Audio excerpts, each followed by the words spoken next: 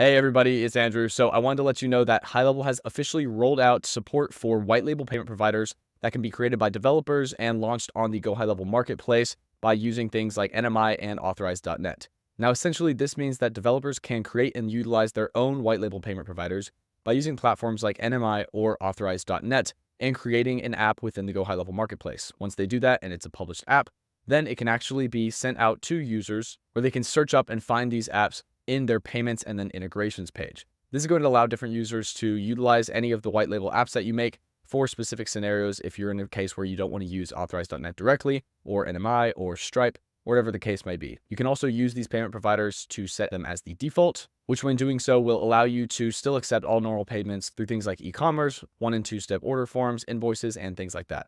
Now, if you're a developer, what does this exactly mean for you? Well, if you head to the marketplace.gohighlevel.com, you can see all of the regular marketplace apps that developers have been able to create in the past. And now if you were go to create an app, what you want to do is specify it as a white label payment provider. By doing this, it will now be launched and available to people within the payment integrations page. So if we head into any of our sub accounts, then we can see payments.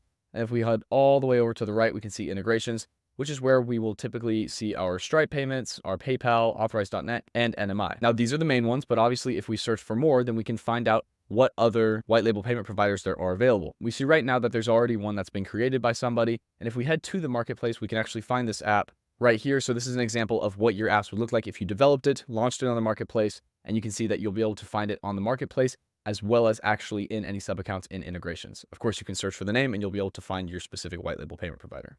Now, for users, or if you're a developer that's developed an app and then want to use it yourself, you can either install it through the marketplace by clicking install like this, or you can install it directly in a sub account by clicking install on the app itself. It'll take you to the marketplace, and that's where you can look at all the details and go through the regular install process. Now, once you've installed your own or a different white label payment provider, you'll be able to see this screen where you can access your gateway IDs, your security keys, and your public keys, which is where you can also set it as default by clicking this button in the top right-hand corner. As I said, when you do this, you'll still be able to use all the regular payment processing spaces like e-commerce, forms, invoices, and things like that. Last thing to note, you'll be able to see in the changelog itself, there are two different public APIs for developers that they can access. One is for listing your white label integration providers, and the other is for actually creating the white label integration provider. This is what you can use when you're developing your white label apps, and you can do this through the developers portal for HighLevel. This is something that's a bit more advanced that won't apply to everybody, but if you are a developer or if you are looking for a very specific type of payment provider and you're going to be developing one in the future, having white label access and support for those through HighLevel is a super great way to further customize HighLevel and get the most out of your payment processing. If you have any questions about any of this, leave a comment. And as always, thank you for watching.